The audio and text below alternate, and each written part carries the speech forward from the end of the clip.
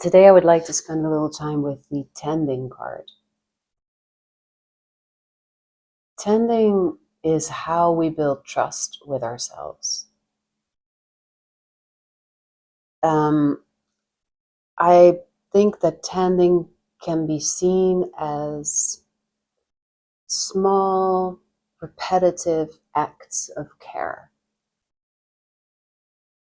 So if we look at that in terms of uh, how we live, what we want to feed, what we want to grow, how we tend to that thing is hugely important.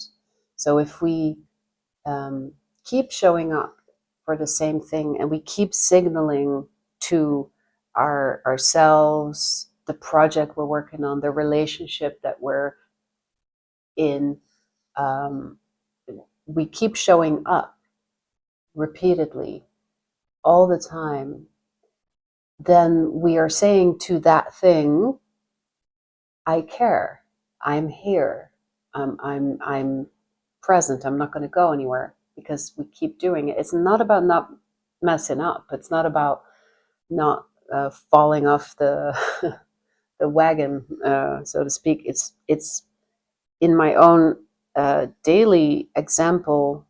I could say I sometimes get caught in uh, scrolling, looking online, looking in social media for way longer than I know is good for me.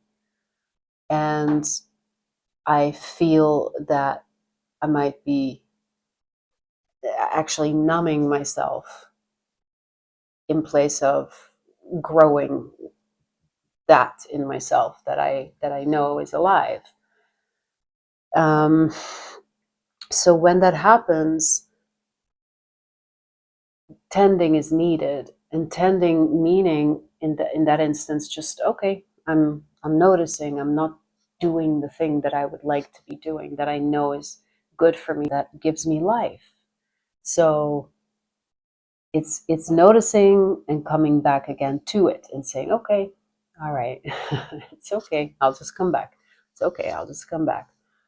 Um, so as not to like become rigid and harsh and punish myself and whip myself into some kind of submission with anything, but to just honor that tending is constant revolving act. It's not dramatic, it's not big, it's not fireworks and big emotions. It's the opposite. It's quite boring. It's staying with the thing when the excitement and the inspiration have kind of gone or faded. I'll read a few words from Nina's book, from our deck, Healing the Inner Child, on the tending card. She writes, every living organism has needs and requires tending and nourishment. Our relationships are no different. They too need daily attention and care. By tending to what is, we nurture ourselves and those we love. Tending to our physical, emotional, and mental needs requires softness, attention, and love. Just like the gardener in tune with the rhythm of the day and the seasons, we must attune to our inner cycles and fluctuating needs. That's a lovely thought there at the end also, that it's we while we do this repetitive act of returning, we again don't want to become rigid, and we want to attune within that repetitiveness to the fluctuations that always exists, the seasonal, the rhythmic, the cyclical. um, yeah, I would love to know if anything came up for you on that, or how tending in your life is showing up right now. And there's no fixing, there's no right or wrong way.